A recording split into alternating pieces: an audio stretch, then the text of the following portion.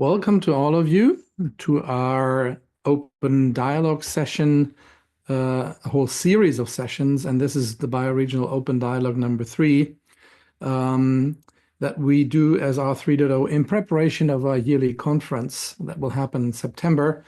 And we're very honored today to have guests from South Asia, from the South Asia Bioregionalism Working Group, who will present on bioregional topics in their part of the world.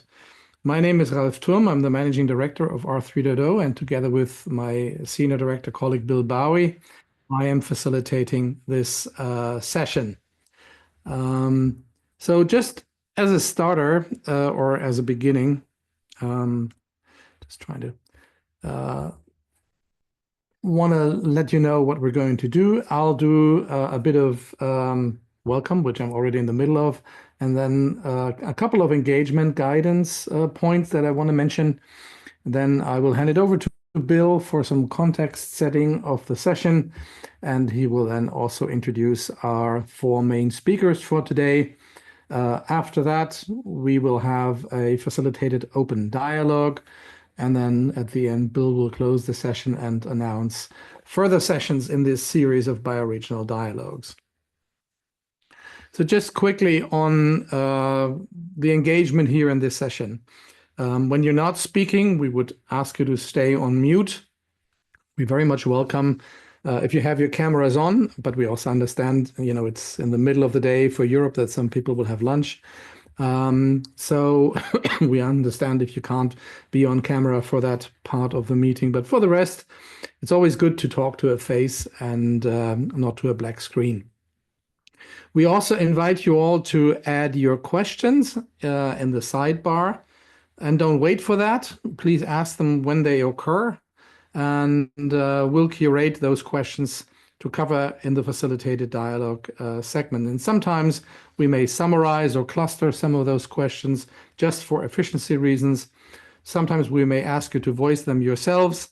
And we would also ask you that you respect everyone by keeping your questions succinct, on topic, and definitely also respectful. So no ad hominem attacks on anybody, please. We also, as we have quite long chat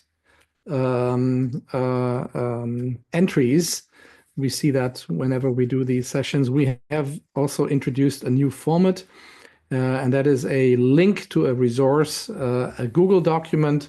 And you just, we'll put that also in the sidebar so that you can open that document in parallel. So with that, we want to prevent distractions in the sidebar during the session. So this document will remain accessible also after the event as a living resource, and we will also post that on our website when we also post the presentation and also the recordings. Whenever you want to add something there, please identify yourself with your name before your contribution if you want to be identified. And as you already see, we record these sessions for public posting on our Open Dialogues landing page on the R3.0 website. There's a distinct part on bioregioning where all of these sessions are documented, posted, and can be looked at from everywhere around the world at no fencing. So these are a couple of the engagement guidelines points that I wanted to mention. And we'll hand it over to Bill to give a little bit of context and then also present our 4 speakers for today. Bill, over to you. Great. Thanks so much, Ralph. And I'll give a little bit of overarching context to this series and this particular session, and then we'll go into our first speaker, Ashish, who you see on the screen here.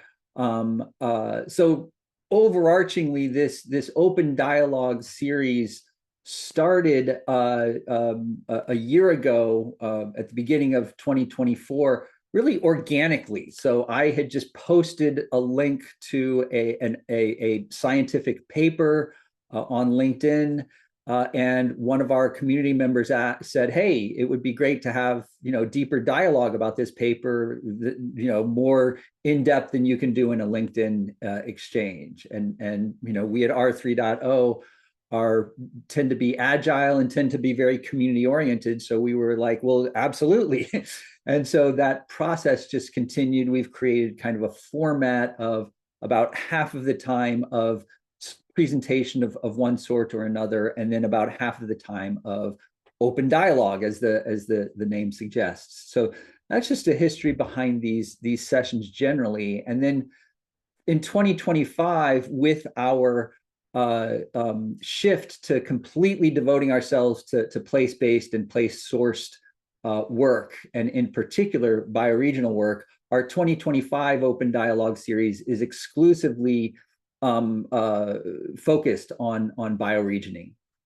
And when we were thinking about how to structure, how to curate our sessions, one of the first places that my mind went was to really creating a global, and I'll use the term tapestry to borrow from the work of the South Asia Bioregionalism Working Group that grew out of or is associated with the Tapestry of Alternatives initiative that's happening in that region. And so the idea here is that bioregionalism is not yet, I don't think, really a woven into a global community, or it's at the very early stages. And so what's happening, I wanted to educate myself about what's happening elsewhere in the world besides my own area or the areas that I'm more familiar with. And so looking into the South Asia Bioregionalism Working Group website, I was blown away by the depth and quality of work that is happening there.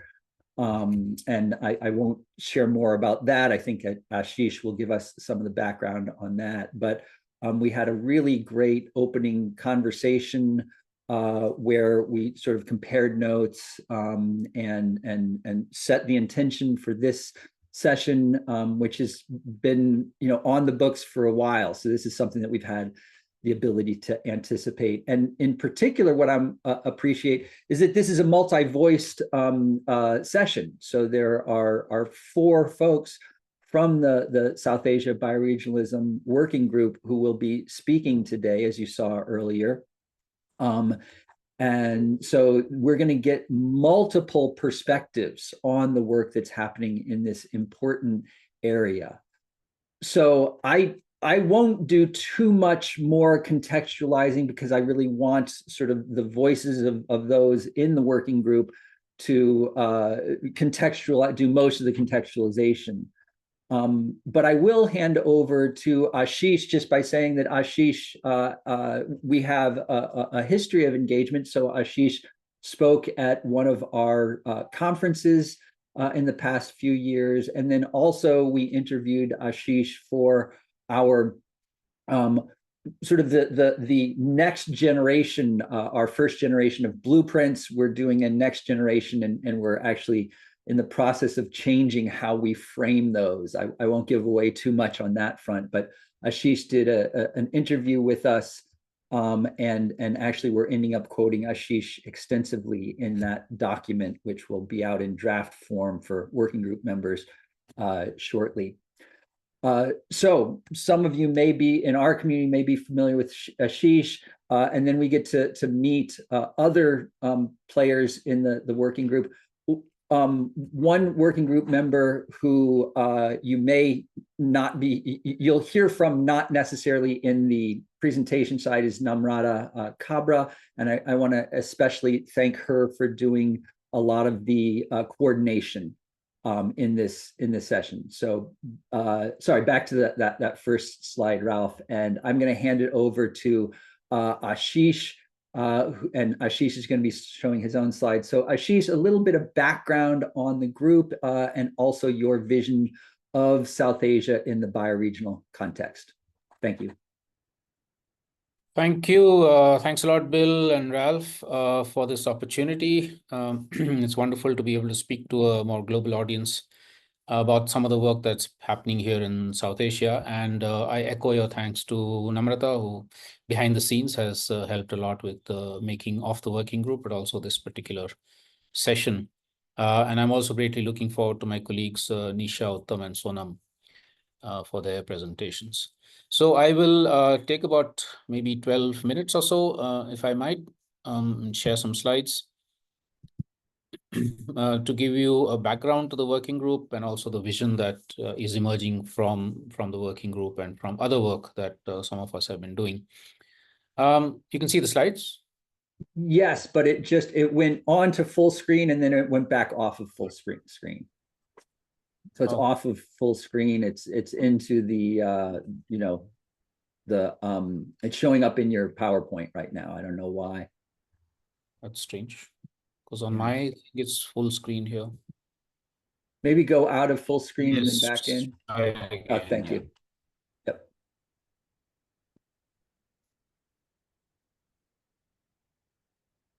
How is it now? It's just loading. Okay, there we go. It's full screen again. Thanks, Ashish. All right. Okay, thanks. Yeah, so well, obviously the context to what we're talking about is the multiple intersecting crises that we are in globally, as also here in South Asia. And I'm not going to talk about this both because most of you, of course, would be familiar with it, but also no point in getting further depressed than what we may already be. But this is the context in which we're talking, and the reason why many of us are seeking and working on and supporting more fundamental transformations than simply superficial solutions like carbon trading and recycling. We're actually trying to say, okay, what is it that would challenge the structures of operation and unsustainability, including capitalism, state domination, patriarchy, racism, colonialism, and so on? And what are the systemic transformational solutions that people are coming up with, especially from the ground? And then how can we sort of connect them and further work on those? So one of the things we've been doing as a response is to document or be involved with radical transformations on the ground in South Asia, across South Asia. We have, and I'll show you a website later on, which has about 2,000 stories of positive transformation across India, and we're adding more from South Asia now.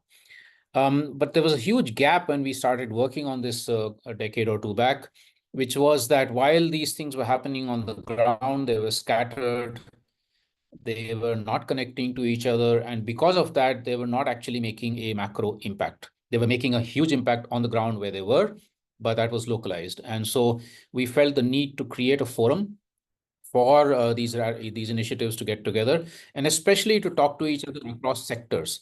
There are fantastic initiatives on, say, agroecology and sustainable farming. There are amazing ones on gender equality. There are great ones on alternative education, but they were not necessarily connecting with each other to enable further and more holistic transformations in each of them, and to be able to create a forum in which we can then talk at a larger scale, create visions at a larger scale. So basically this process called Vikalp Sangam, or the alternatives confluence, not conference, but confluence, is a place where we try and document and visualize these fantastic transformations on the ground, bring them together, more collective action, more collaborations, a visioning of what kind of India we want. And we are now, in fact, progressing to make that a South Asia forum, and then do advocacy for policy shifts based on all of that. And then we connect with similar initiatives across the world. And as we know, there are thousands or tens of thousands of them. But again, the big gap is that they're scattered. They're not necessarily coming together. So the Vikalp Sangam, the alternatives confluence process, is connected with others across the world to make what we call the global tapestry of alternatives, again, with similar purpose of getting together. Now, out of one of these, in this process, what we see is systemic transformations happening in 5 spheres of life: the political, the economic, the social, the cultural, and the ecological. This might be a slightly artificial way of dividing life, but it just helps us to understand. And of course, the intersections amongst them. And I'm not going to go into detail in this. We don't have the time. But essentially what we see, movements on the ground, grassroots movements, civil society movements, sometimes even governments, actually saying that democracy is not about elections so much as it is about people on the ground finding their own voice and exercising power with responsibility about decisions that impact their own lives, a much more radical, direct form of democracy. Secondly, that it is also about reclaiming control over the economic means of production and consumption, localizing that economy rather than the sort of global economy, which is creating huge problems, bringing back an economy not just of money, but of caring and sharing, and so on. The third crucial transformation is social justice. So dealing with issues of whether traditional or new forms of inequalities and discriminations, gender, caste, disability, etc., and moving towards greater equity, greater justice. Fourth is that of sustaining, or where they have died down, reviving cultural diversity, knowledge diversity. Modern science and technology is not the only player in town. That's just one, but because of colonization, the whole world seems to think that that's the only form of knowledge that's legitimate, which is not the case. There are so many different forms of knowledge, different cultures, and the diversity itself is crucial for human survival, as just as biological diversity is crucial for ecological resilience of the planet. And so therefore, the fifth sphere is that of ecology. We put all these five together, and at the core of this flower of transformation is ethics and principles. What we see expressed in these initiatives on the ground is, for instance, that transformations will happen with cooperation, not competition, with coming back into the commons and the responsible governance of the commons rather than more and more privatization, right? That it's about not just intellectual labor, but also physical labor, dignified physical labor, which should be thought of as being as important as intellectual. That happiness is not just more and more and more material goods, but actually much more about good relationships in the family, with friends, in society, good learning opportunities, equality, a voice in decision-making, and good relations with the rest of nature. That is not just about human rights, but also the rights of the rest of nature, and so on and so forth. As I said, I'm not going into detail here. But if we were to put these and other sorts of ethics and principles, which are expressed in many different ways across the world, but have some common threads in them, as worldviews that celebrate life.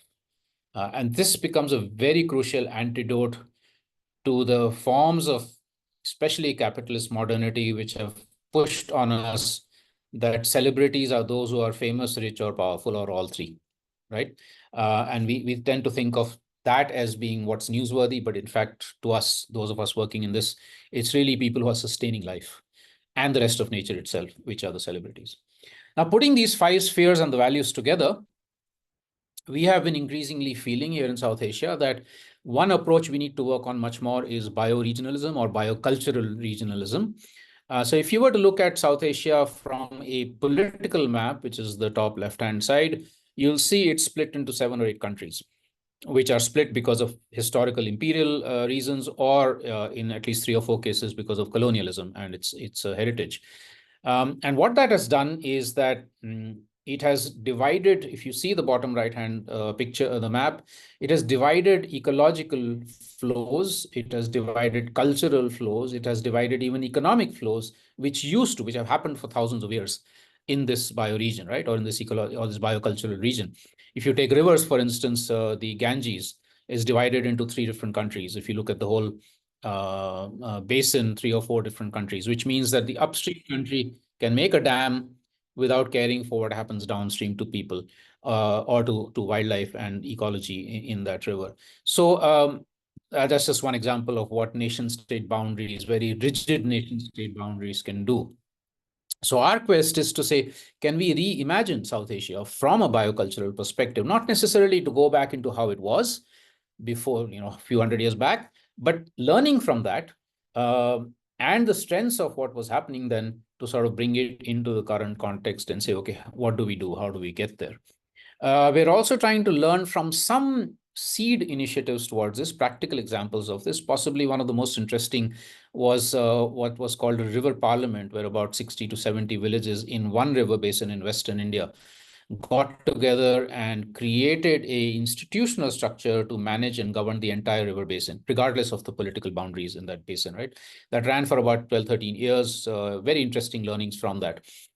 We've also had experiments with river basin authorities, with transboundary cooperation, and a lot more, most of which have been extremely flawed, especially those that have been coming from governments, because they're still very top-down, they're still very bureaucratic, they're still with a somewhat narrow sense of what, for instance, the river basin means in terms of life and communities and connections, right? But we do have these to be able to learn from them and see what is it that we can put into the current context. So having all of this, a few years back, some people who were part of a democracy, Vikalp Sangam, or a confluence on democracy, kind of said, okay, why don't we create a bioregionalism process to reimagine South Asia? So this emerged from that in 2019. Immediately after that, COVID hit, so we couldn't really do very much physically with us for a few years. It's only in the last couple of years that we've started actually meeting physically and doing things on the ground. But certainly over those 2, 3, 4 years, we, at least online and digitally, we were able to get together a lot more to begin to reconceptualize South Asia from this perspective, to bring on board decolonial maps like this one that Himal magazine came up with. Brilliant, because people look at it and say, oh, why is it upside down? And that engages in a very interesting conversation about the colonialism of even cartography and mapping, right? The objectives of this working group are multiple. We're just about beginning. So for instance, the first one of co-creating knowledge and awareness, this is something we have progressed quite a bit in terms of reports and all, and my colleagues will talk about that. Beginning to use those for some level of advocacy, but there's a lot more to be done in actually bringing communities on the ground together to reimagine their ecological regions or bioregions and cultural regions, and then to start influencing governance systems. So it's a multiple year perspective. Nothing is going to happen very soon, given that we're actually challenging something as sacrosanct as nation state boundaries.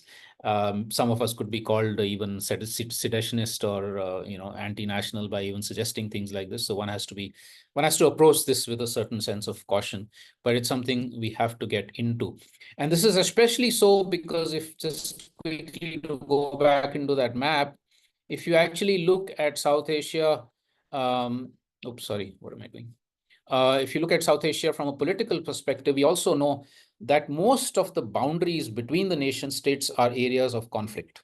India and Pakistan, India and Tibet occupied by China, India and Bangladesh, right? So there are conflicts, there are tensions, there are people flowing back and forth and called illegal migrants, like for instance from Bangladesh into India. All of this is going to get worse with climate crisis. As coastal areas get inundated, people will be moving in. As mountains become harder to live in, people will be moving down, and so on. So conflicts are actually going to increase from what they are right now. And unless we take a bioregional perspective, we are in really, really, really serious trouble. So quickly, what have we been doing so far? A lot of internal meetings with an expanding group of people. Much of the original gang was Indian, so we've been trying to get a lot more non-Indians and people like Sonam who have joined us from Bhutan. And then also learn from bioregional approaches across the world. So we've had about 15 webinars of people talking about things they're trying on the ground or conceiving, and then a number of reports. I think a couple of these we will be hearing from our colleagues.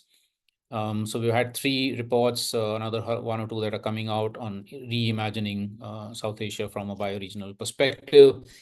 Many presentations, like I mentioned, from different parts of the world of what people are doing from a bioregional perspective, so that we can learn from that, and what we're doing, they can learn from that. And this, I guess, this session is also part of that.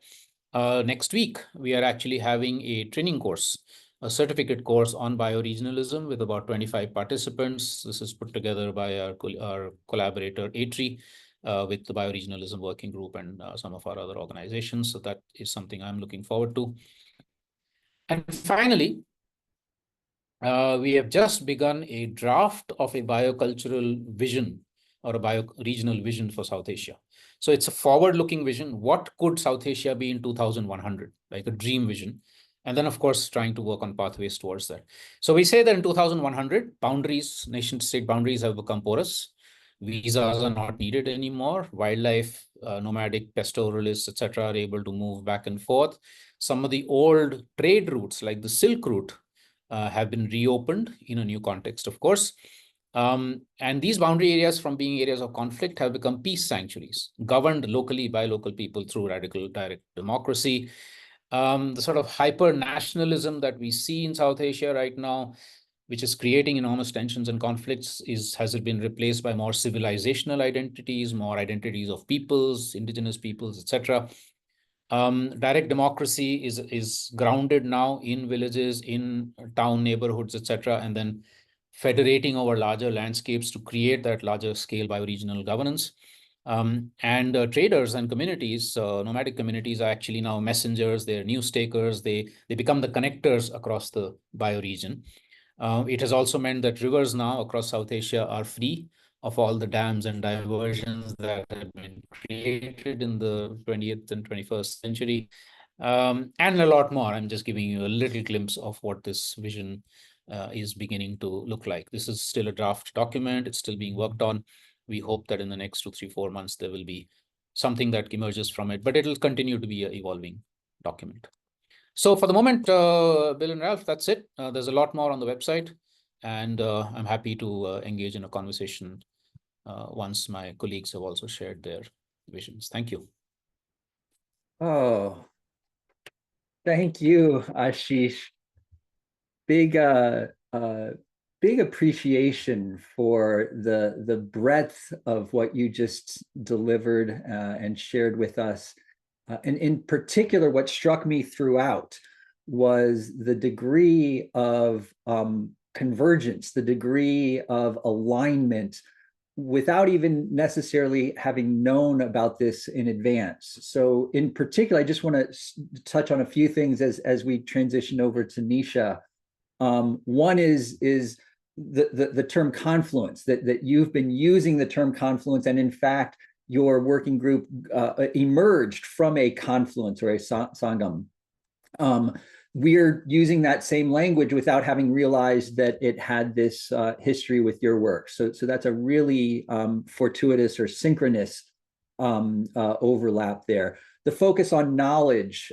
So, we at R3.0, we're focusing on 2 primary areas and 1 bridging area. Convening and our confluences that are happening in conjunction with our conference is part of that. We'll share a little bit more about that later. But a knowledge commons is another key area. So your focus on knowledge and awareness building is really, we appreciate that. The federated approach, we're taking a federated approach to knowledge commons. It's not just one uber knowledge commons for all bioregionalism, but that each bioregion has its own knowledge commons, and that there are knowledge commonses that are also at the global scale around various different practices or approaches to bioregionalism. So that federated approach is appreciated. And finally, just that focus on dam removal. So I'll go to my own hyper local, the bioregion that I'm engaging in, the forests of the Northeast, also conceived of as the Dawnlands.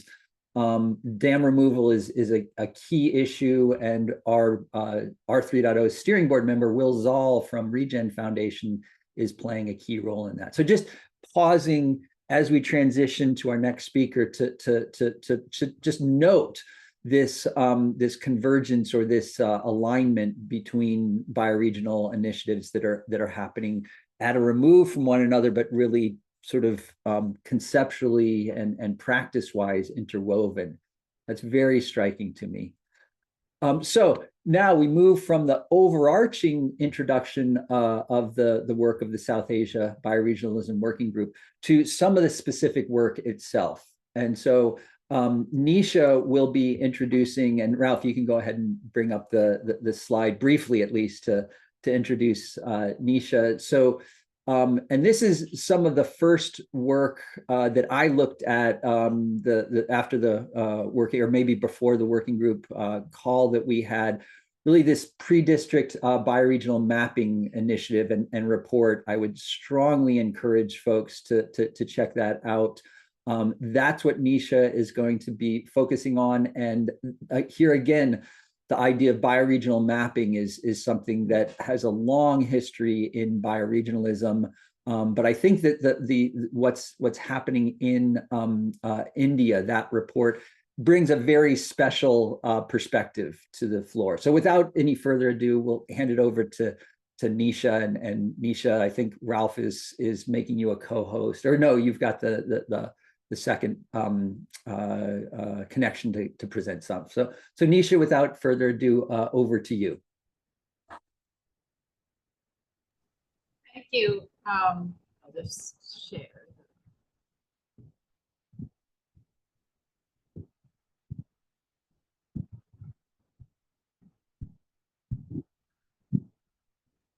And while you're getting your share ready, I'll just note that Namrata posted a link to this report in the sidebar, and I'll go ahead and harvest that over into the resources document.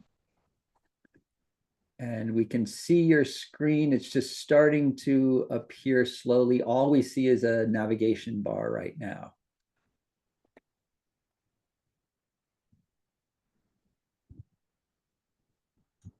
Sure what that is it visible now? It's just a single line of a navigation bar that's visible right now. One sec.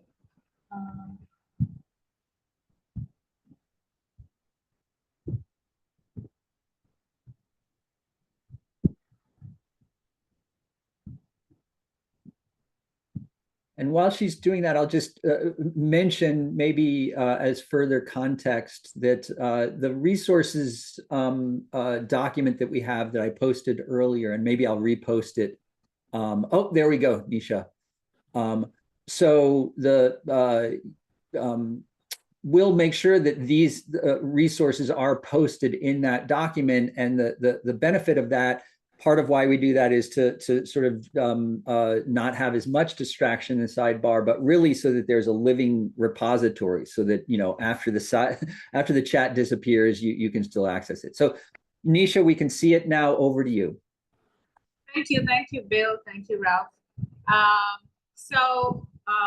I will present a little bit about the experience of mapping the bioregional boundaries in the South Asian context, and our start point was very India focused, mainly due to the resources available and the access to information we had at that point.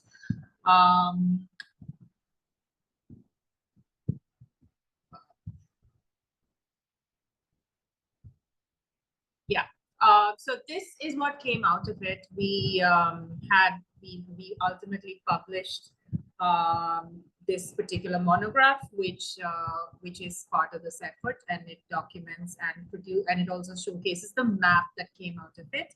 I did this along with my co-author Manu Bhatnagar, and as part of the South Asia Bioregionalism Working Group.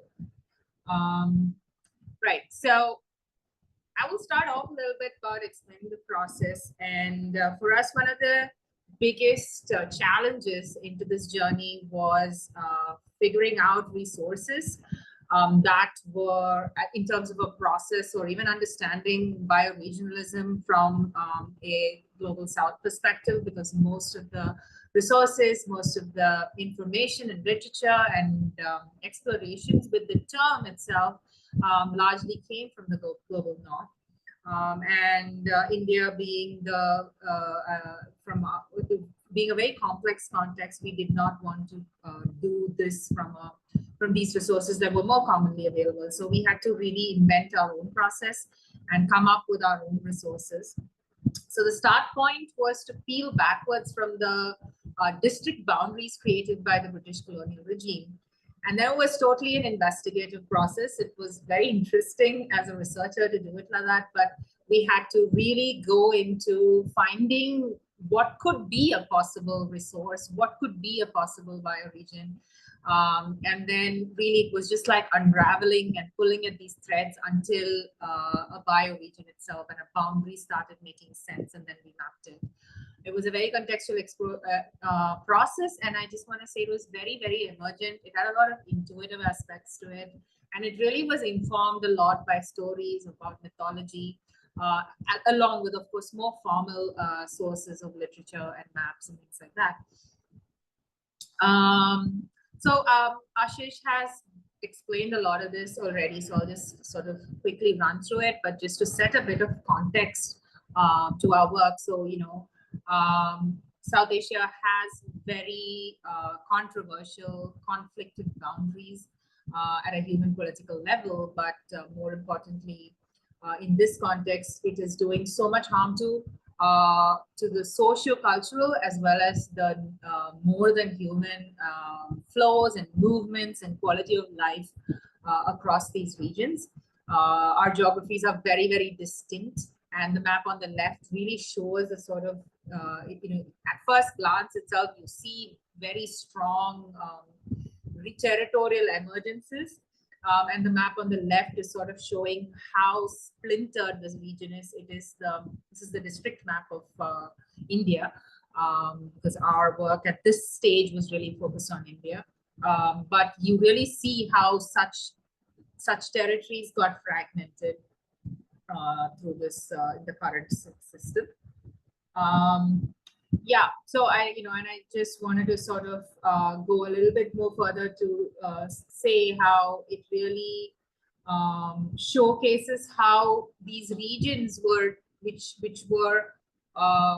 actually should allow for so much flow, and it is really climactically a very important region for the entire world itself at a planetary scale, and each of these geographical and ecological features have such an important role to play at a global context, and especially at a South Asia context. But because of the way it's being splintered, it has really created so many blockages. Our first resource that we thought we'd start at, because one of the key ethos or elements of our research process was decoloniality. So we thought we could start at the gazetteers, the Imperial Gazetteer of India. The British had actually done this extensive documentation in a very clinical format, I might add, almost looking at these living systems as like specimens. And while it's very harmful in the way it is done from many perspectives and worldviews, it did give us this resource to start at, because it documented life as it was before, so as the British came into each region. And so that served as a particular resource that we could start to understand what was life like before the colonial regime started. But at some point, these were very extensive, and with very limited resources and time on our hands, we had to use them just as maybe sources for these hints, right? And then there was also the great trigonometrical survey of India, which again, more than anything else, it really showed us the process of harm that this created, and therefore the need for bioregionalism almost was more emphasized from it. So these were sort of what is the concept of a bioregion, and like I was saying earlier, the definitions of bioregionalism and all the literature about bioregionalism came very much from the global north, and it was. So we did, of course, do as researchers, we went through all of that information, but we also used a lot of our own intuitive understanding and our own contextual sociocultural understanding of life here, and our own indigenous ways of life. And these are sort of, there are many definitions of bioregions, and there are things that are included in this report as well. But it was more than a geographic or ecological unit, and we were looking at it as a living, interconnected web of relationships between land, water, plants, animals, and human communities. It embodied ancestral knowledge, cultural practices, and reciprocal responsibilities to sustain life in harmony with nature. And indigenous worldviews see bioregions as places of deep kinship, where people are not separate from the land, but are active participants in its health and continuity. Governance, food systems, storytelling, and spiritual practices are all rooted in the specific landscapes and ecosystems that shape indigenous identities and ways of being.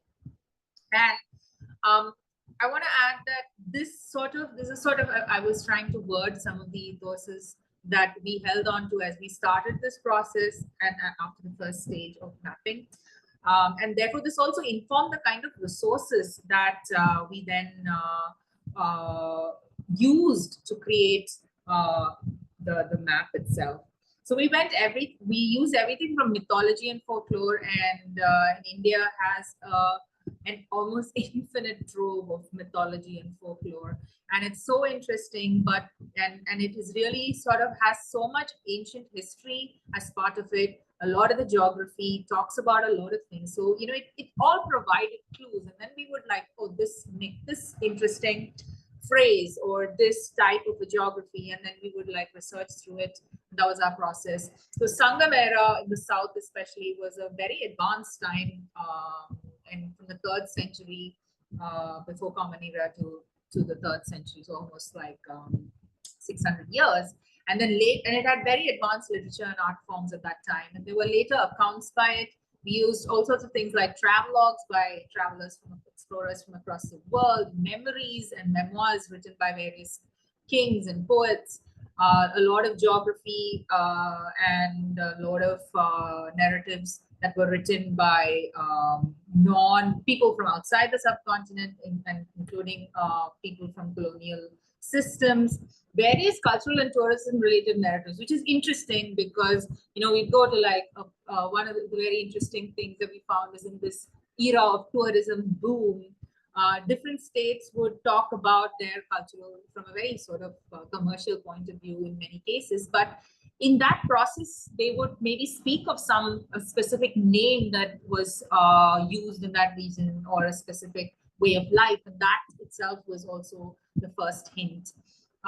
Over and above that, art, poetry, stories, historical narratives of agriculture, tribal and indigenous identities and the roots of that. And of course, more mainstream resources like maps, literature, and other sources. This is just like a sprinkling of the kind of the maps that we were looking at. As you can see, some of them are in different languages. Some of them don't really align with the sort of ways in which mainstream science dictates that something should be mapped or a type of resource. But we really sort of went across the board. And some of them are very purely geographical maps. Some of them are the very colorful ones in between actually these two are linguistic maps of India, which again, in a region where we have thousands of thousands of languages, including dialects.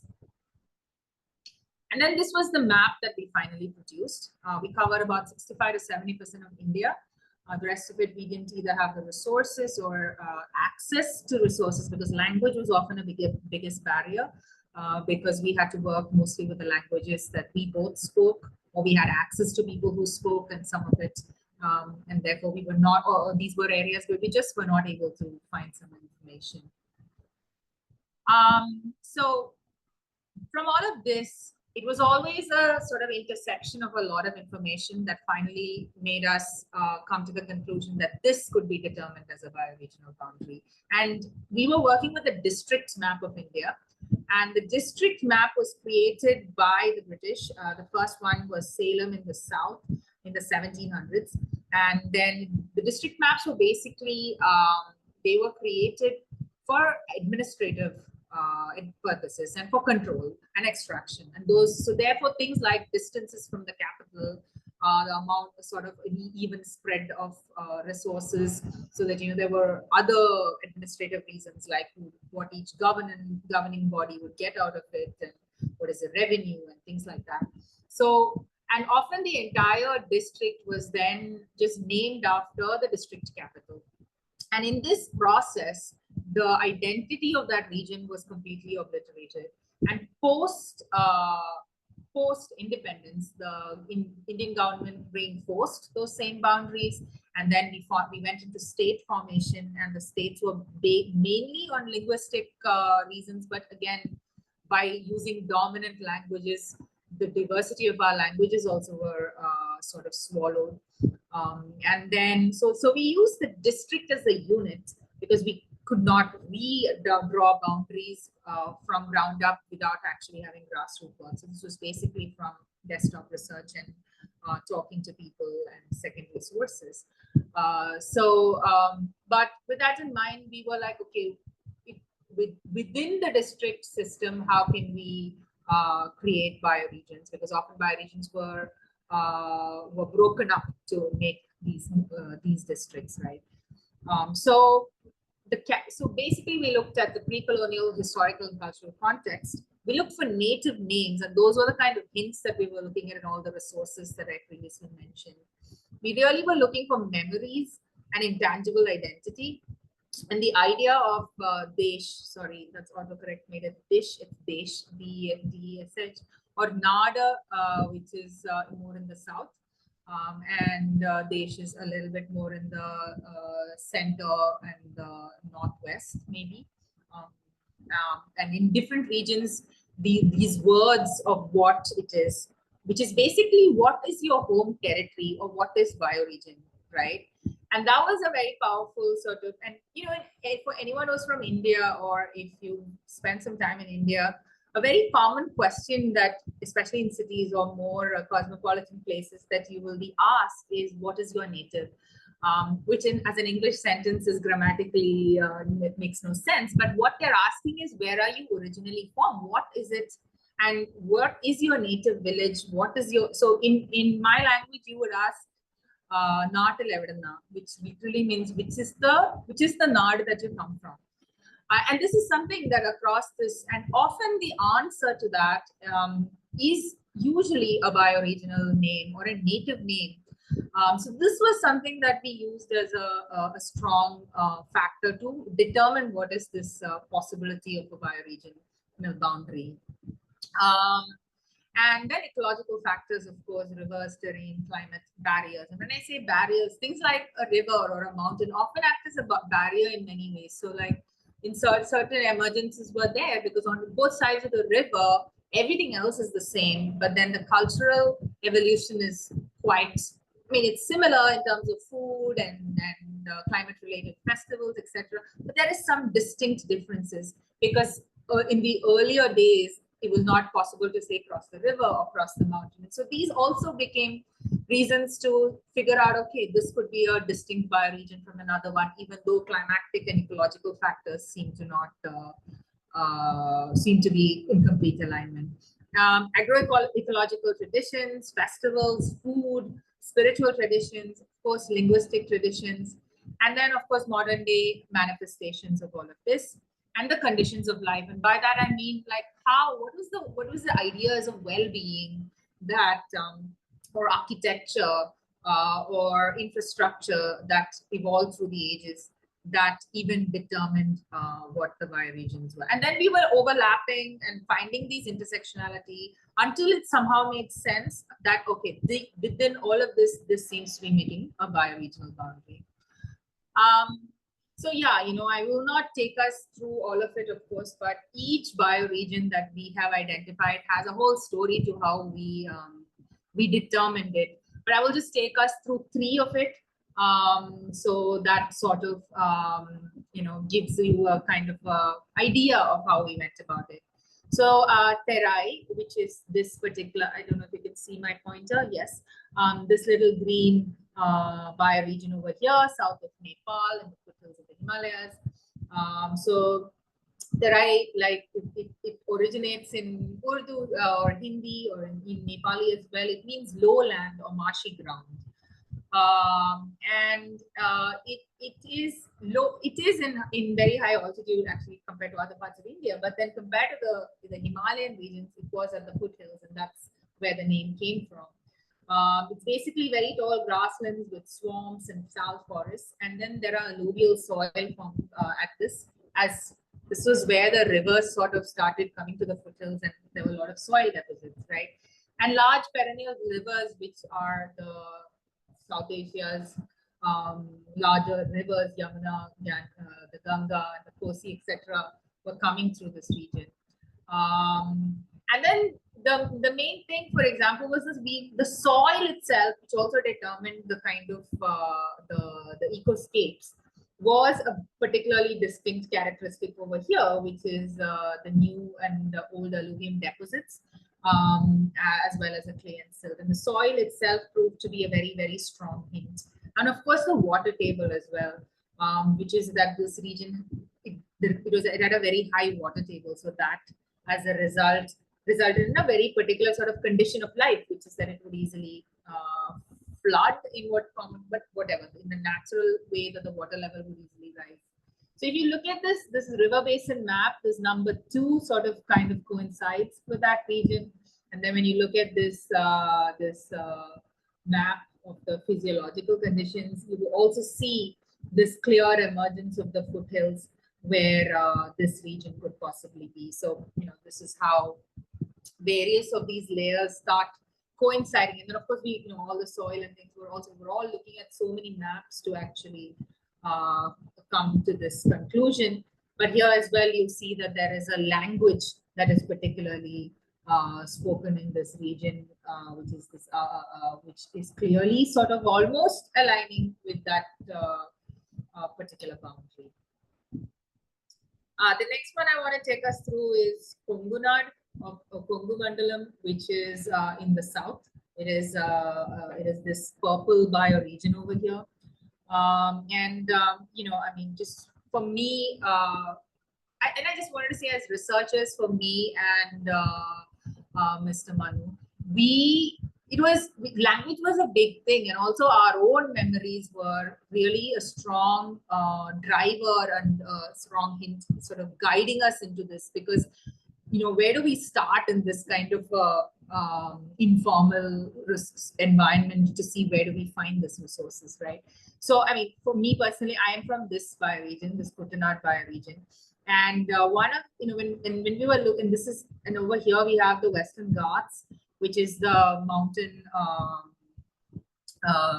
range over here in the south. This is a very, very ancient mountain range, and one of the top biodiversity hotspots in the world. And it has a particular ecological characteristic because the monsoons, which are attracted by the Deccan heating up when the winds come in, they get stopped, or as they have to rise above the Western Ghats, it rains a lot. So the narrow strip of land, which is on the western side of the Western Ghats,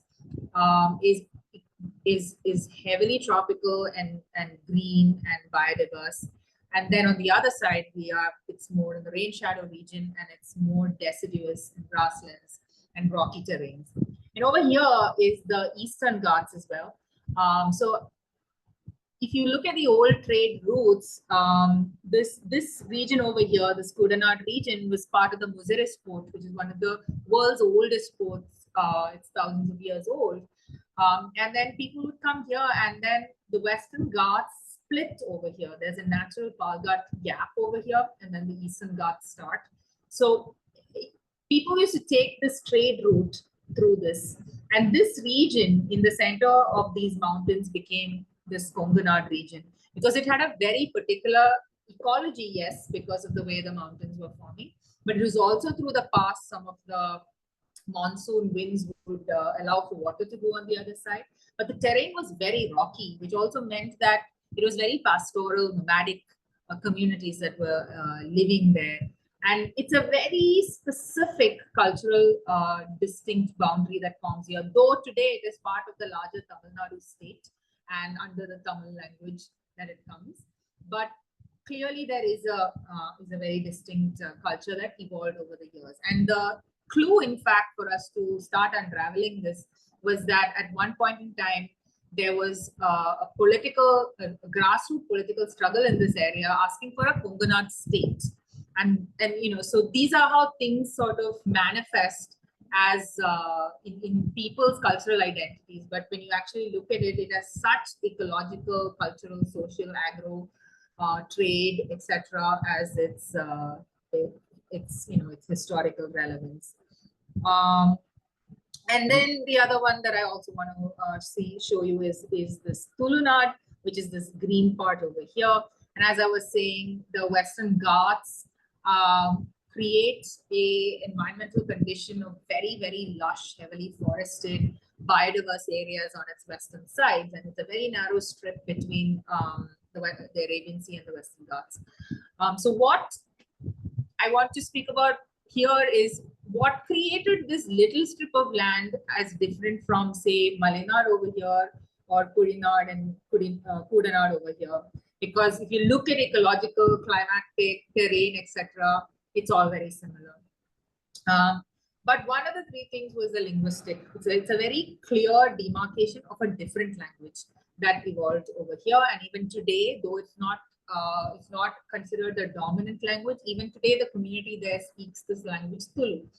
And it is very close to, so it is in this Karnataka state, whereas part of it is actually part of Kerala state. So this is within our state boundaries, this bioregion is bifurcated over here. But culturally and socio-culturally, people on both sides of it speak Tulu and have very, very specific religious festivals, very, very specific mythology. And there is almost a culture which is looks like a subculture today, but it has its own evolution. And the reason that these two did not merge was because of the river. That the river was so wide that people couldn't cross it at that time. So that is what makes this separation. Whereas on this side, it was actually the altitude. So this is actually on the lower altitude, Tulunad, which is almost a sea level, but Malenad then is the mountainous terrain of this. So yeah, like you can see it again coincides with the river basin and the language. Yeah, I think I'm not sure. I feel like I'm maybe out of time, so I won't go too much into this. But yeah, so these were all some of our larger challenges were, as I mentioned through, is that resources. We had time and financial constraints. We didn't have access to. We weren't able to do grassroots participation. So this is secondary research, and we had to find out new ways of doing research, new resources, new ways of understanding and documenting and proving a certain thing, right? Coming to a conclusion, it still had to be a logical conclusion that holds up some kind of scrutiny. So, and in many ways, this was a very, very deeply decolonial contextual form of research. Yeah, and through this now, it opens up a whole new world of governing, especially in today's day and age of having so much of rising conflict due to climate disasters, due to changing climate as well. In many of these regions, for example, because I went diving so deep in this process, people are even doing things like coming up with new agrarian calendars, because the old agrarian calendars are not working anymore because things have changed. But they're still using some of those logics that were done thousands of years ago to do it. So we have so much potential to use bioregionalism to come up with a safer and a new era of human well-being. And this mapping as this map itself, but also the mapping process is a huge opportunity and a way to look at how we can do things differently. Yeah, and I just want to leave you with this is the way I like speaking about bioregionalism the most, that bioregion is how human communities as a natural interdependent system, a natural species, have created territorial boundaries for themselves, just like every other species. And it's, of course, when it is at a habitat level, it's interdependent. And this is part of the human evolutionary journey as well. Thank you. Thank you, Nisha. And maybe leave that up for people to meditate on as we make this transition. This was such a rich explanation of the research that you did, and that research in and of itself, I think, is fascinating. But also, I think that it carries huge implications for this kind of research. I think that it sort of sets a precedent or a model, if you will, of being able to apply this kind of in-depth research in other areas. It's a really comprehensive, you sort of happened upon and strategized a very comprehensive approach to both the historical and the present day and future looking research So thank you very much. And there are already a couple of questions that are queued up that we'll get to in the question and answer period. But we have two more speakers to present even other facets of this. And so we'll move now to Sonam Choden, who will present the Himalaya as a bioregion, in particular from Bhutan's point of view. So we've already heard Ashish and Nisha say that there's a desire, that there was a strong India focus in the working group's work early on. And so we're really glad to Sonam to be able to give us a broader perspective of the region. So Sonam, over to you, please.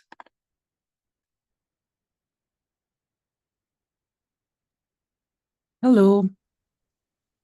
Greetings. And are you able to go on video, or is that not possible? I am about to go on video. I was just sending my presentation to Namrata, but I can upload it. I can share my screen as well. Let me do that, and then I can open my video. Perfect. Thank you very much, Sonam. And I've made you a co-host, so you should be able to share your screen. Trying to do that. Hold on.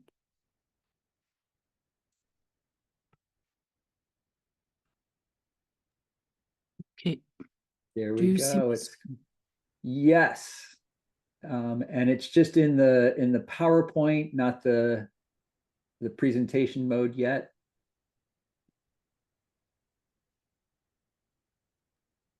You just need to go down with your cursor to the bottom bar and go to the presentation, to that screen over there on the right. Yeah? On the right, on the right. Yes. That's right there. Yep. Yeah. Oh, can you press Yeah. that? Can you press that little screen down there in the Yes, Yes. perfect. Okay. There we go.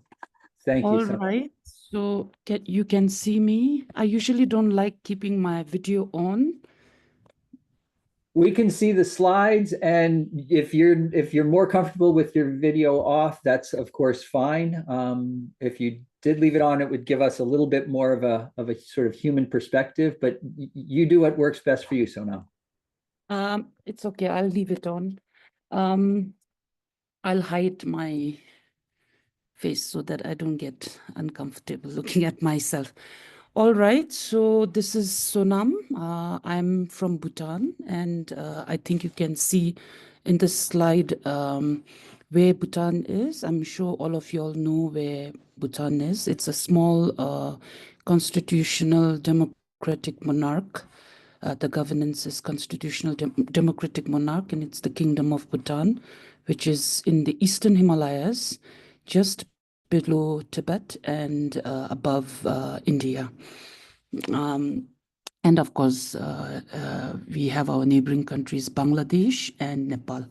But why I say India and not Bangladesh is also because of the political boundary, right? So if you look at the Indian map, it wraps Bhutan around. So we don't share a political boundary with Nepal, neither with Bangladesh. So our political boundary is with India. And in the north is the Tibetan Autonomous Region, or Tibet. Of course, this is what it is currently, but to share a little bit of my background, I'm born in Bhutan. I was born in Bhutan, and my mom is from Tibet, and my father is from Bhutan. I lived my childhood days in northeast India, and some part of it in Nepal and the current Indian territory of Sikkim. So I've lived my childhood in Sikkim, around this area. Pretty much you can see that I've experienced life in different parts of the South Asian bioregion. And of course, then growing up, then I moved towards Southeast Asia. And my background mostly is on water and watershed management. However, over the period of the almost 2 decades, I've been engaging myself in different aspects, not only limited to water and wetlands management, but working on watershed management, which encompasses food security, water security, climate change, all aspects of aspects of systemic research within this region, and mostly focusing on Bhutan. So I live in Bhutan and I am an independent researcher, but I used to work with the government and had a lot of opportunity working on different projects and different initiatives that connect different watersheds. With that background, I think some of my examples will also show my work in the past and what I envision for the future. And basically, I am a conservationist, I am an environmentalist. So my vision or thought is beyond the political boundary and beyond the Bhutanese political boundary. To give you an idea of I feel like the rainfall pattern in Bhutan is what really connects the ecosystem and the life beyond that. So Bhutan, though, is very small. The width is almost around 100 kilometers north to south. Most of the mountain ranges are north to south. And the rainfall pattern is it's from it's the monsoon, summer monsoon, and from the Bay of Bengal, and mostly between June, July, August. These are the 3 months that's where the precipitation is highest. In the south, it's almost around 7,000 millimeters. In the Intermoraine Basin, that's where most of the settlement is and most of the towns are in Bhutan. Is almost around 2,000 millimeters per year, and in the north it's much lesser, almost around 500 to 700 millimeters. So that's sort of the precipitation of the Bhutan Himalayas, and because it's a small country and a lot of mountains, the ecosystems are different. There are different different forest types. So in the south is subtropical, in the mid it's between dry, it's little dry, but it is temperate forest and subalpine forest, and in the north it's mostly alpine forest with screes and lots of lakes and glaciers. So it's high mountains in the northern part of Bhutan. So with this, you kind of get picture of the ecology and how Bhutan, the ecological richness that Bhutan has. And of course, with that precipitation, we have different river systems in Bhutan. And this map shows something that I think something very specific that most who have not been to Bhutan or have worked in Bhutan understand, is that not all the rivers in Bhutan come from Tibet or China. Only few rivers come from Tibet. So most of the rivers in this part is from the glaciers within Bhutan. And again, another fact is not all the rivers in Bhutan are glacier fed. They come from different streams, different lakes, wetlands. And in the east, I will show you a picture in the later part of my slide. There is a river system that comes from Tibet, enters India, comes through Bhutan, and then again exits India towards the Brahmaputra River Basin. So Bhutan's rivers flow towards the Brahmaputra Basin. Then, because of the, I think, the policies that are there in the country that is very environmental conscious. Bhutan's constitution is the only constitution in the world that demands or that, says that at least 60% of the total land area should be forested, and all citizens of the country are a custodian of that. So most of the policies revolve around that. So with that, we've been able to maintain almost 72% of the country with forest cover. So I show you a glimpse of the type of forest, especially in the subtropical area of Bhutan, where it's thick subtropical forest with marshes and lakes within the forest, which creates a very good habitat for wildlife, flora, fauna, and Bhutan is also very rich in biodiversity. We have tigers, leopards. We have, 9 plus species of cats. Then all sorts of biodiversity. So it's a rich ecosystem. With that, there are also other, policies that are in place in the country where protected areas have been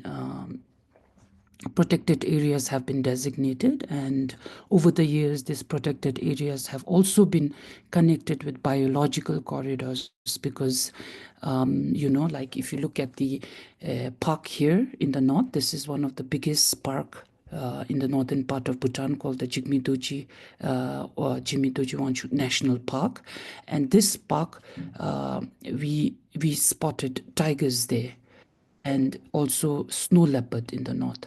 So now, of course, the tigers, they are coming. They are coming from the south, right? So we have the mana. So they don't follow political boundaries. They follow where food is, where ecology is, and they move around. So with that, what the Department of Forest did, recognizing this, is to create biological corridors. So not only the parks are protected, but we do have biological corridors as well, so that wildlife can move up and down and wherever its route is.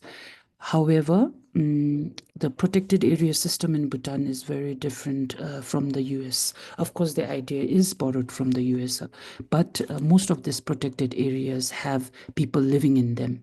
However, the policies within these protected areas are quite liberal for the people living there. So it's not that, they can't cut trees or they can't use the resources. They do use resources as they have done traditionally.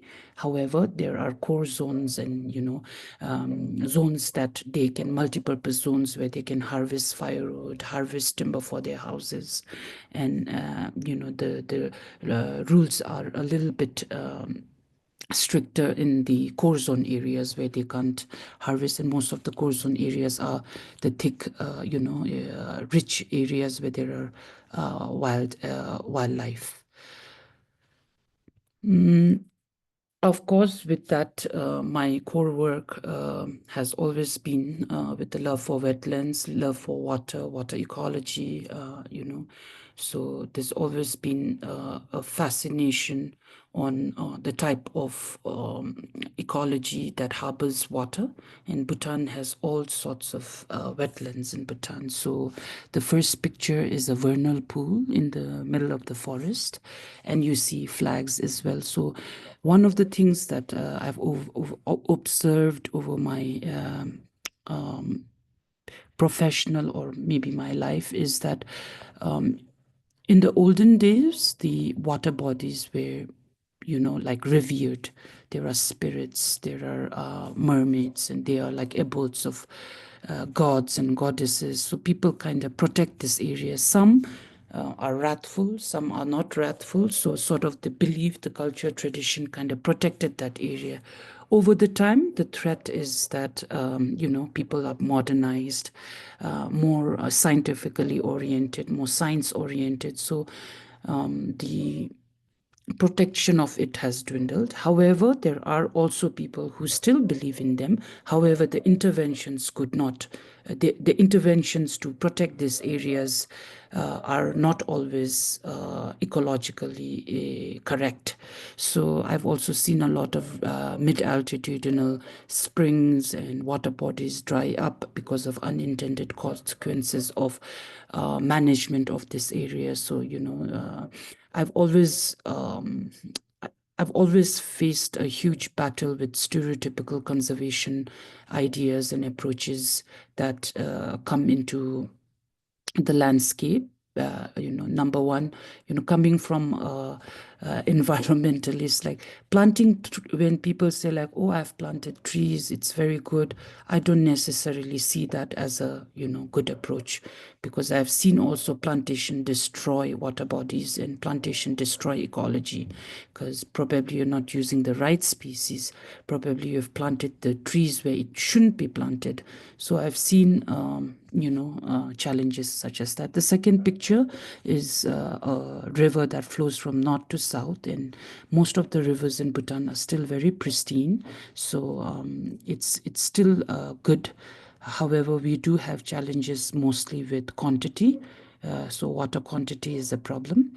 Though, you know, we are one of the highest per capita available water in the world. However, water that is required for domestic agriculture use is still stressed, because most of the river flows, most of the water flows in the river, and most of the people use the water not from the river but from the springs and streams.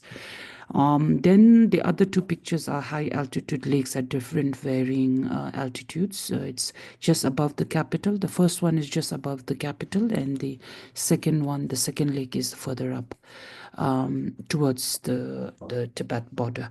The other photo is a high altitude wetland marsh with a riverine system that creates a very lush valley, and that's where the black neck crane also comes from Tibet every year annually to this area. And there's also a black neck crane festival, and there's people revere these birds and they wait for the bird to come, and these birds arrive into Bhutan on a very auspicious date, and they also leave Bhutan on a very auspicious date.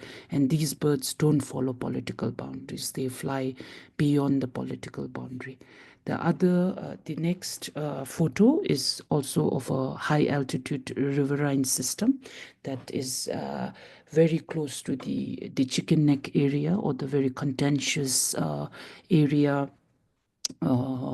in the western side of Bhutan, where Bhutan shares boundary with Tibet,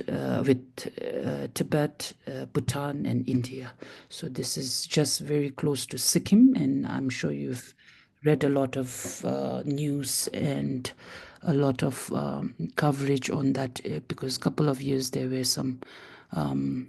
It's a contentious area, but of course this river is not exactly in that area, but it's very close to that area.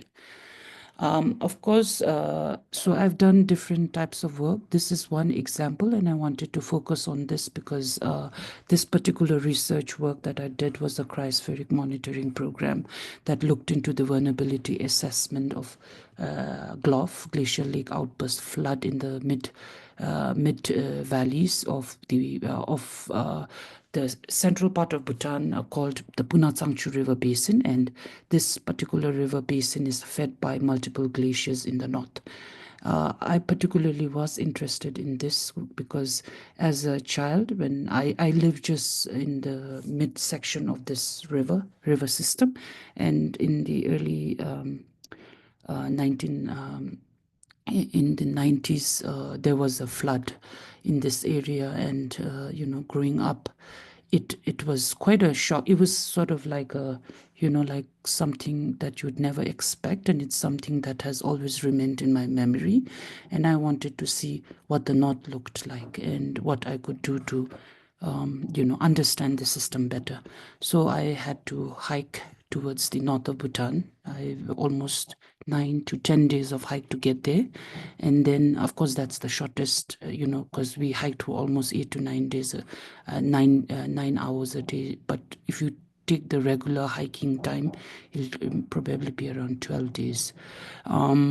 So this valley is very huge, and in that, as you reach the northern valleys, it's a big open valley, and just below on the northern part of that valley are accumulation of glacial lakes, and particularly this particular glacial lake has so there's 1, 2, 3, 4 forming glacial lake, and the danger was this particular 2 lakes where the Moraine Dam was closing in, and if this glaciers melt and it connects with this already formed lake, then the disaster over the south and a lot of investment, government, corporate investments, hydropower dams, and it's going to create a big flooding in the south along the river basin. So that's me in the picture doing bathymetric survey and of course the socioeconomic survey of the area. So with this, I also was very interested in how the flood affects people beyond Bhutan, right? Because the river doesn't end there, the flood doesn't end there. The flood goes beyond Bhutan, so it goes towards India, and of course there are devastating effects. But however, as this river flood bursts open, when there are glacial lake outburst floods, because the distance from the north, as it comes down, it kind of spreads out, and the disastrous effect is reduced as it goes down. But most effect is on the water resources, because the glaciers and the glacial lakes are actually the tanks, the water tanks, and they store water, and that creates, continuous water supply, or water is available in the country for any for sustainable energy, for agriculture, for water, right, for domestic uses.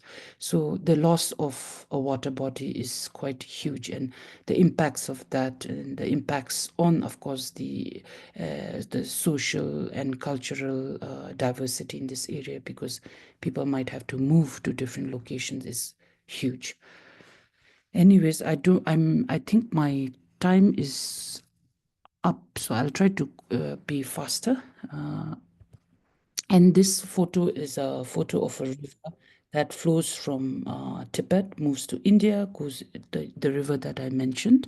And, of course, when the river doesn't follow the political boundary, right? The river is going through its ecological route. So when it goes through this different watersheds, the management in each country is different. I'm proud to inform that the policies in Bhutan are quite strong, that these rivers are protected, and you can't do sand mining or gravel mining anywhere you like. However, in the southern part of Bhutan, it's a different story. I've also seen where policies have changed over the years, because though Bhutan wouldn't mine sand and boulders in its floodplains, then the other side of the boundary, the Indian counterparts are mining sands and boulders. So what I've seen, I've heard local people communicate just as a conversation is, why do we have to conserve our area and devoid of the income, when this could be easily sold to Bangladesh, because Bangladesh requires a lot of gravel, and mostly gravel for construction purposes. So most of the boulders are now being transported from the southern foothills towards Bangladesh, and I think there are papers and there are researchers that show that as well. With that, I would like to end here, and I believe that though as the picture shows, even if though it's a very rugged bridge, just few logs placed on the makeshift walls, or to connect the west bank and the east bank, it still connects things, right? So we should target low-hanging fruits, try to engage, have more people-to-people interactions. And I think as researchers, as independent researchers, we also have the strength to look into the, to all aspects of this, all aspects of the bioregional landscape of South Asia, and eventually also beyond that, right? And also work on a people-to-people relationship, and through researches trying to understand each other and trying to see where we can influence policies, we can influence thoughts, change in, make paradigm shifts in how we deal with our ecosystem in this region. Thank you very much. Thank you, Sonam.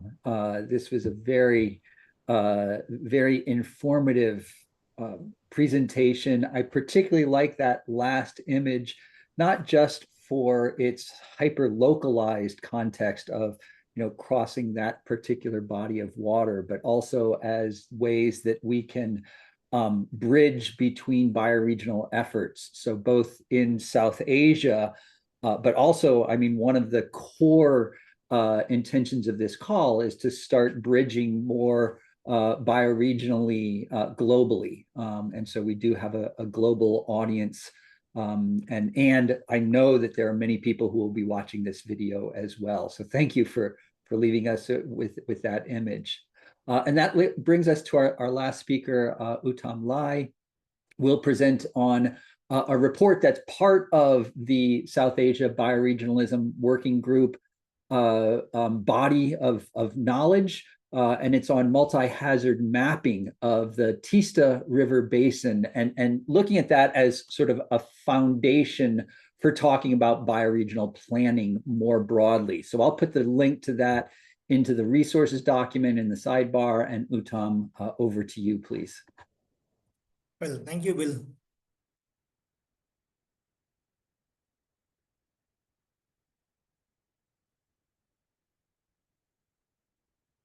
Is the presentation visible? Not yet. Ralph, did you enable? Okay, so not yet, Uttam. Yeah. Okay, just a second.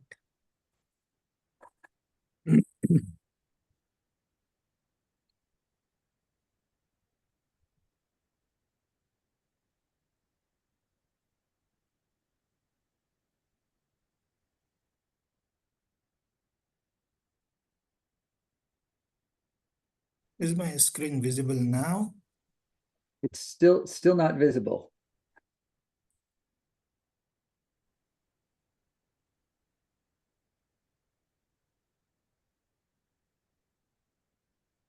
I made you a co-host, so you should be able to share your screen.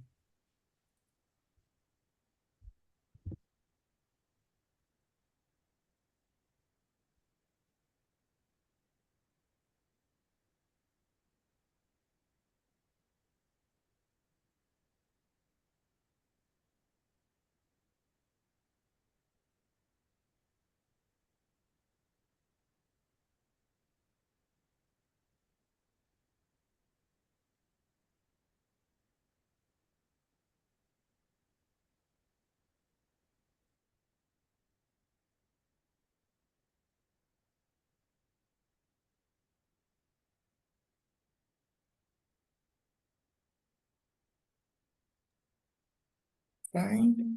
Are you trying to share a PowerPoint? Yep.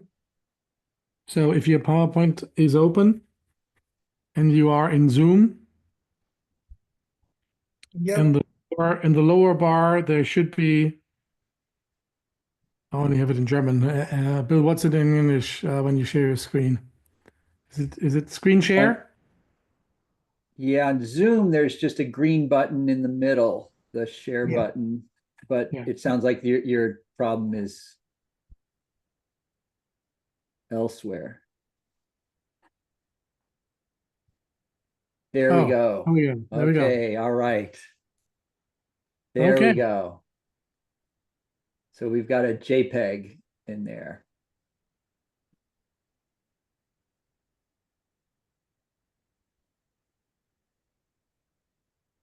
Oh, that just, It went down again.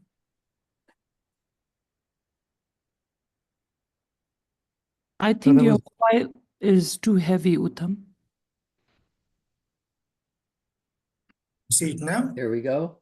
Yeah. There we go. Yes, and it's just in regular mode. So if you could put it into presentation mode. Yep, right there. Perfect. Okay. Okay, over to you. Thanks, Well, Uttam. greetings, everyone. I'm speaking from Sikkim. Again, this is located in the eastern Himalaya, very close to the place from where Sonam was speaking. Well, this is Sikkim is a river which is drained by Teesta. So this is the bird's eye view of Teesta. And as we see, Teesta originates from the glacial height and goes to Bangladesh. But nonetheless, this is the popular imagination of Teesta that people mostly think about this part of the Teesta when they talk about Teesta. Not everyone, but most people. So in the various conversation also. So actually, the issues of Teesta, it comes from this particular altitude. In the background of this, I'll move to the next slide. This is the place, some of the headwaters that it starts from. So the first two lakes are the named lake which people have frequented some bit. The first one where you see some people are walking. So this is monks who are doing circumambulation. So this is the most popular lake in Sikkim. The next one is not that popular, so handful of people would know about it. Even in Sikkim, leave aside those who are in the Teesta bioregion. The last two lakes is unnamed lake, and people don't bother about them. But nonetheless, these also feed the headwaters of Teesta. This is the entire Teesta basin. If you see, part of Teesta lies in Indian province of West Bengal, and the blue section is the Bangladesh where Teesta lies. So roughly around 20% of area of Teesta lies in Bangladesh as well. But if you look to the your right, there are two photographs where yaks are being grazed.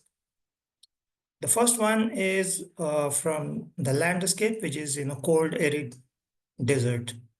The second one is the alpine landscape where you have vegetation, where you have the forest giving way to the bushes, and the prayer flag which you see, and there is a stone enclosure where community called Dokpa the Yak Herder, they live there. Currently, this landscape where the headwaters of Teesta is not much understood even by the larger section of the society, even within Sikkim. So we are not even thinking about people trying to understand from the plains or from Bangladesh, even though they are part of the same bioregions. So the yak herders, they have been for centuries. They have been trans-border communities. Right now, the people who are grazing in this part of the country, who are still grazing their animals, would be around 24 families left. Most of them, they have, because of the various restrictions, because of the punctuations of the political boundaries, they have left this, or they have moved to other side of the borders, only to never return, because even they would like to return, they could not return. And then the lower photograph is from the area where communities are there, largely community-owned lands are there, where the yak herders, they have very minimal presence, because most of the land belong to the settled agriculture, and up there the yak herders have been semi-nomads who would move from season to season. So that's the headwaters from where the Teesta starts. When we were doing this report, of course, I did this report with my other two colleagues, Dr. Rajesh Kumar and Tulsi Sharma, so they have been part of this report. So you see, elevation-wise, there is the natural hazard wise. So if you see, at the lowest elevation, we find, flooding has been there, and then agriculture plantation, and again, flooding has been there. Lower hills, what we have noticed along the Teesta, that the forest fire have been, one of the problem, and flash flood has been there, landslides have been there. And the photograph that I showed you is from lowest hill to, higher hills. And that is the, section of Teesta that is, most of the time it is in the discussion, it's in the talk, it's in the planning most of the time. The mid hills of the Teesta, again, the forest fire, flash floods and landslides have been there. And then again, the higher hills, the forest fire and the landslides have been there. But what is not talked about is what happens to Teesta in the alpine landscape. So the pro-glacial lakes have been there, which is rarely visited, and so the Gulf potential have been there, and last year we did face a Gulf event when one of our dams was broken, and there were people who have lost their lives. And then beyond the alpine meadows, we have nearly permafrost area where avalanches and the other things are quite common. So that is these two section of the Teesta is barely talked about. Well, so you have seen Teesta from the area of its headwaters. Now what we are looking at Teesta at the zero line where Teesta leaves India and enters Bangladesh. Now this photograph, if you see the land, this land is being tilled. So this is the agriculture field of Bangladesh, right? So Bangladesh area is tilled. And the picture that I click is on the other side of the Teesta. I cannot show the photograph from the other side because it's a fenced area. And the security forces are there, and you are just not allowed to click picture of the fencing and the security forces. But interestingly, this picture is the people who you see on the boat. They are fishing, and the gentleman who is standing in the river is also fishing there. So the one in the boat is from India, so they are Indians, and the one who is standing in the middle of the river is Bangladeshi, who is also there to fish.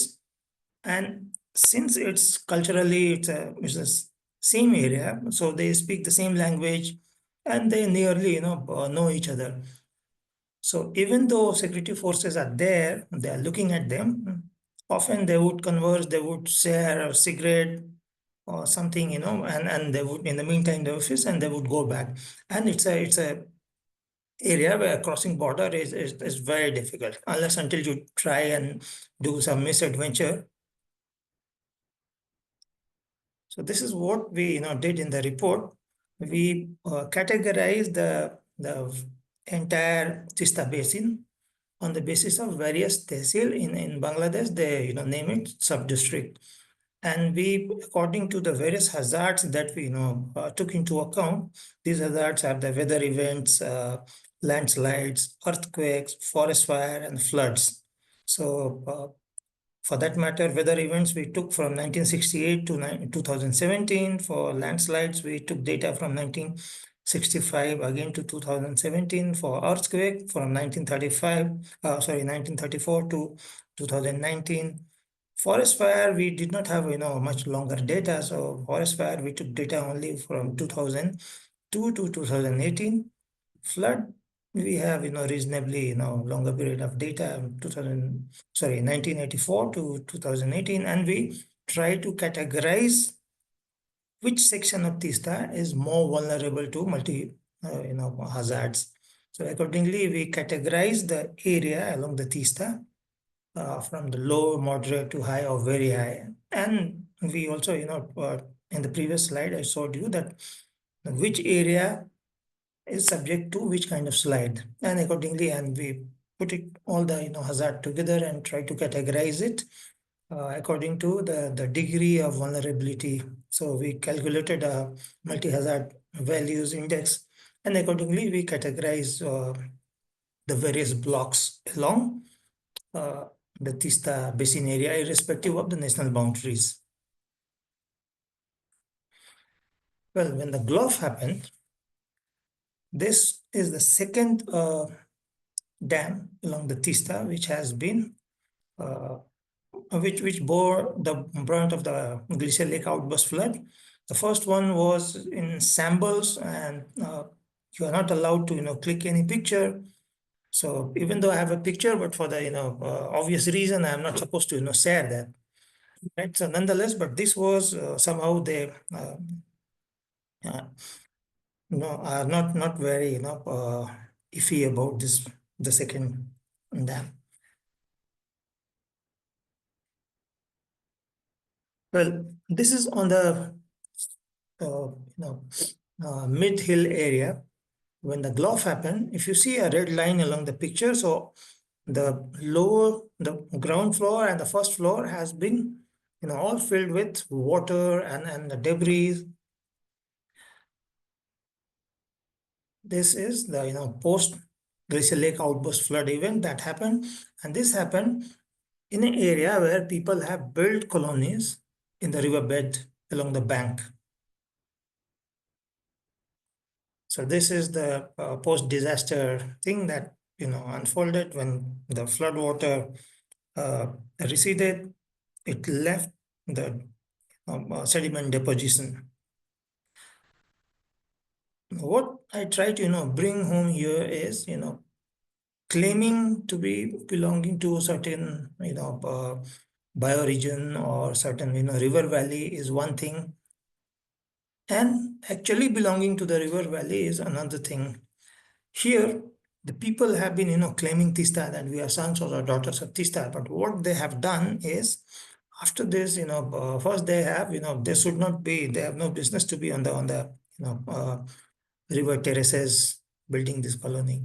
But once they have done that, once the those who survived and the river, the flood water receded, they again started using the heavy earth movers and started to dig out the sediment which has been deposited, without actually understanding a very commonsensical thing, that whenever the flood happens, more so in the mountain areas, after a devastating flood, it raises the river bottom. So when the river bottom is raised, it makes people who have been there along the river, they may have survived, but it makes them more vulnerable to frequent flooding, every season. So they have moved the heavy earth movers, and they have dug out all the debris which was deposited by the rivers, and as if the flood was one-off thing, and they have gone back to living the way they live. Those who could not make it, they have already crossed the horizon. So after initial sadness, initial gloom, and erratic things, now things are back to normal. This is one of our ex-minister who got lost, and people had no idea what happened, but he was washed away, and his body was found near the Bangladesh. This I am showing because the way, even though Teesta River is not a very long river, it's only about 414 kilometers long. So we have all the more reason to feel connected. We have all the more reason to feel that the entire community living along the Teesta is the sons or daughter of the same bioregions, but which has not happened in reality.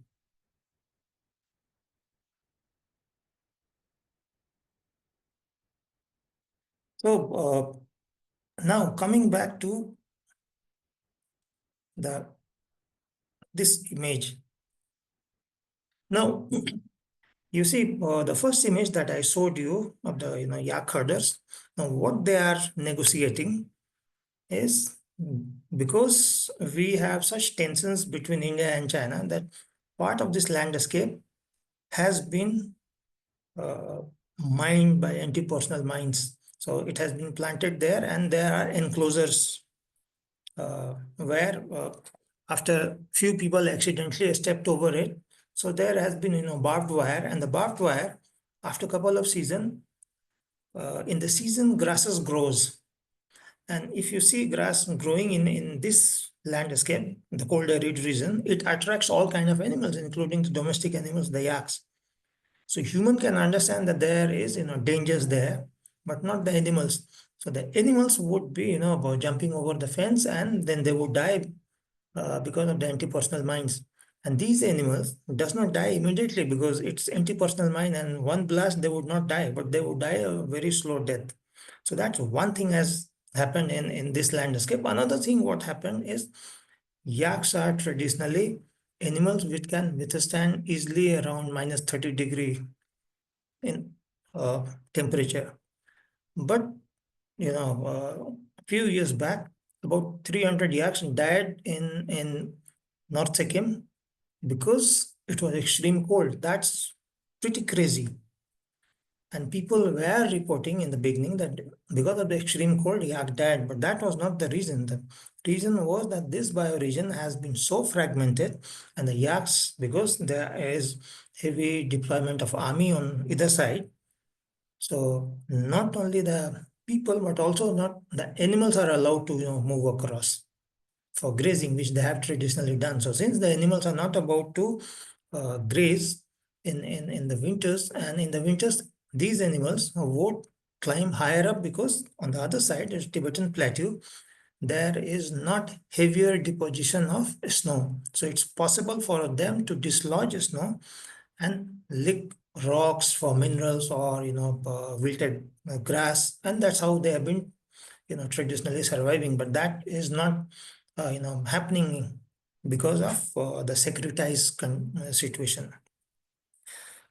So that's one part of the disconnect. Another part of the on the institution level, another part of the disconnect on the people level have been the some of the photographs of the flood that I have shown you, the glacial lake outburst flood. For full about 1 week, when the flood actually happened, people were reporting that, including the media, were reporting that the glacial flood has happened because of heavy rainfall. Whereas it's a common sense that rainfall does not happen at the glacial height. If at all precipitation would happen, it would happen in terms of snow. So that's a common sense. That also it did not run down across the people, larger group of people. It's only about 1 week or 10 days when some of us in across media, across academia, when we started saying that something more is there, glacial lake outburst flood, it does not happen because of the heavy rainfall. So very late people could realize that South Lonak Lake has breached its barrier, and that started the lake, the flood. Now, there is a connect between these two stories. When people were grazing in the beginning, when they were free to graze, they used to move across various altitudinal zones, and every season they would see if there are changes in the snow pattern, the snow deposition, or if there is shifting in the landscape, and accordingly they would figure out that if there is danger or not. So there is scientific monitoring of weather and the precipitation pattern and deposition of the rainfall, and then there is human observation, which is also has been helping people. But since that disconnect has come because of one of our policy of complete grazing ban, rather than modulating the grazing, nobody is allowed to go and securitize landscape, further limits people. So nobody knows what's happening at the landscape at that altitude. So that is what has happened. And here, this photograph is very interesting. What you see is on the Bangladesh side. On Indian side, the similar kind of land is there on this other side of the river. That land belongs to the Indians, but Bangladesh is hungry for every inch of land to cultivate because it's a highly dense country. So population density of Bangladesh is around 1100 people per square kilometer, whereas for India it's nearly about 400, 384. So that is the difference of the population density between Bangladesh and India. So Indian side of farmers, they can afford not to cultivate some part of their land. And since they have been doing that, there are fences also. Even they would like to, cultivate their land, so they have to cross the fence because the fence it cannot be built on the zero line. By following the international treaty, one has to, build. If at all one is building, fence, one has to build from the zero line, few hundred meters from, on the zero line. So there are many agricultural land beyond the fencing which belong to Indians. So, and it has been hassle for the Indian farmers to move across to cross those fencing. Of course, security forces allow them. They have given them some time when they can enter through the fencing and go work in the agriculture field and come back by that time. But it's still a hassle because if there's a certain situation arrive, they would stop altogether letting anybody go across to their land. So in some area they have started. Uttam. Yes, please. Yeah, we're going to need to just we're coming up against the very end of our time together, and we do have a few questions. I'll take just 2 minutes. So what people have started doing, they have started letting out their agriculture land to the farmers from the Bangladesh side in some area. And some area they have even sold off their agriculture land to Bangladesh's farmer, and that is of course without paper, because with paper, even though the land holding is individual, but it is still part of India, so they cannot sell the land. But without paper, they have already sold off the land. And so on if one sees from the nationalistic perspective, it's a unacceptable thing. But these people are, for centuries, they have been living together. They have been same people, and they have been divided by the borders, but they are part of all the same bioregions. Well, thank you very much. Thank you so much, Uttam. And we are tight on time, but we have a few questions. I think that we may get at maybe one of them in before we end our time. So Venki, if you could ask your questions that you put into the sidebar just very briefly, and I think they're geared towards Nisha in particular. We can maybe get one answer in. Are you able to go off mute? Yes, I can. Am I audible? Yes, we can hear you. Yeah. So first of all, great presentations by everyone. There are a lot of learnings. I had brought this question more as a from the vantage point of somebody who's working in these food and agriculture systems currently, with all its messy challenges and the complexity that we see in the Indian landscape. So I see a lot of possibilities with bioregions, but the moment we start talking about bioregionalism, my challenge has been that it gets into somewhat esoteric territory. So I'm trying to grapple with to see what's the most simplest framework that could actually I could take it in and bring it to local communities and see in a way that could help them to discover their agency. So that's where my question is coming in from. Yeah. Great, thanks, Venki. Nisha, I think some of that was originally for you, or if I'm not sure if Ashish. Yes, Ashish is still on the line. Maybe some quick thoughts from one or the other of you.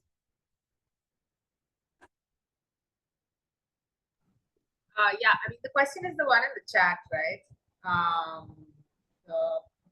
Especially Yeah, about the Yeah. utopian part. That was your question, right? Yeah, sorry. Yeah, I mean, I think this is what I can say to that. There's while it seems very utopian, it's actually really rooted in reality. Because one of the most powerful things about this bioregional way of understanding territory is how it evokes a very almost intrinsic connection with the land and people. And even in our landscape of today, where there seems to be so much disconnected with the people and land, and there's so much infighting and so much politics and so much disdain for nature, even. But even in these kind of situations, when when the name of the bioregion comes, I've really noticed in many parts of the country, many people, that there is a very almost a soul level response of a connection and pride and identity. So I think that is a very powerful, in my own other work as a planner and things, I find it a powerful way to create this connection, because it is a intergenerational memory, or it is this wisdom that is coming through. So in that sense, it is very powerful in a practical application. And then these connections also start playing out between borders and about natural systems and how agriculture used to be. And to me, that is a very powerful way to create that change, to work with people's own memories. And what I want to say about utopia is that utopia is so important, because that is what helps us move forward. 75 years ago, we were not a nation. And maybe 100 years ago, there were people who said that this is utopia, right? So I think we need to hold on to utopia and grand visions and dreams, because that is what will drive us to move forward. Great. Thank you so much, Nisha. Any other quick responses from the working group members? And I know, oh, there we go, Ashish. Sorry, you're not going to be able to see me. I have a power outage here. Yeah, no, I think Nisha has already said it. And I think what we're seeing on the ground, of course, it's enormously challenging. I think none of us are starry-eyed enough to say that this is going to be an easy journey. But I think we're actually seeing on the ground in many parts of South Asia, across the world, the hunger for alternatives, the hunger for pathways out of current crises. We're seeing that, for instance, in people who are trying to practice more, decisions on their own, force governments into looking at ecological issues. So the ecological movement, the human rights movement, the community movement, the territorial rights movements. We need, if more of those converge, and the conceptual ideas of ecoregionalism or bioregionalism also get joined into them. And also, especially if we have more people-to-people dialogues across the current nation states. I think if certainly not in the next 5 to 10, 15 years, maybe, but over the next 2 or 3 generations, we might be able to create much more of a conceptual and practical basis for this kind of bioregionalism. And I also just want to say that through human history, we do see these things happening. World War II, so-called World War II, across Europe, I don't know, 20 million people being killed. And then post-World War II, we see a Europe in which at least visas are not needed anymore, right? Which is an incredible change. If you would ask somebody in 1940, that would have seemed virtually impossible. Similarly, in other parts of the world, we are seeing that people across boundaries are engaging in dialogues, trying to create things. We had a presentation from the indigenous peoples of the Amazon, Ecuador, and Peru, where they're trying to create a 30 million hectare Amazonian sacred headwaters bioregion across the political boundaries. Still a struggle, of course, but nevertheless. So I think there are possibilities, and we just have to try and keep working towards them. And what Nisha said, we have to have a vision towards which we're walking, which is the importance of having ideal or utopian visions. So, thank you. That's great. Thanks, Ashish. And just given that we're over a little bit, I'll I'll leave it there and just say that that actually is a question here. Again, we come back to the theme of that's a question that really comes up broadly, globally in these questions about bioregionalism. And I always tend to turn it on its head. And I'm like, well, the way that we're managing ourselves right now, isn't that what is utopian in the sense of, if we're interpreting utopian as unrealistic, that really a bioregional approach is a much more realistic approach, in the sense that it's working with the realities ecologically and culturally, human culturally, instead of imposing ideological boundaries and ideas onto the landscape and onto the people of that landscape. So that's my own 2 cents in here. Since we are over, we're going to respect folks' time and gather up the questions that have come in and share them with the South Asia Bioregionalism Working Group, and perhaps some of these questions can get answered in the wake of this, and we have mechanisms for posting that on our website. But we do want to respect that time. We'll share other information. As always, we will post the recording and the decks for this. So Uttam and Sonam and Ashish and Nisha, if you could send your decks across to us, that would be great. We will put them all into a single deck. So PPTX, if possible, to send it that way, that would be ideal, or a Google presentation. So to the rest of you, we will be sharing these presentations if those are shareable from the presenters, but certainly the recordings will be posted on our landing page. So thank you so much for attending this session. Thank you to the South Asia Bioregionalism Working Group, and we look forward to continuing to build relationship going forward. Namrata, I see you going off mute. Thank you, Will, so much for having us. Thanks, everyone. Thank you. Bye. Take care. We'll see Thank you you next all. time. Bye-bye.